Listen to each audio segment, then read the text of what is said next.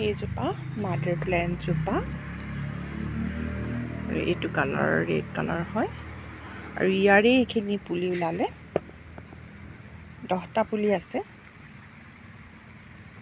আপোনালোকক গোটেইখিনি দেখুৱাই দিছোঁ মই আৰু এই 10টা পুলি কোনোবাই ল'ব বিচাৰিলে মই এটা পুলিত 150কে দিম বা ল'ব পাৰিব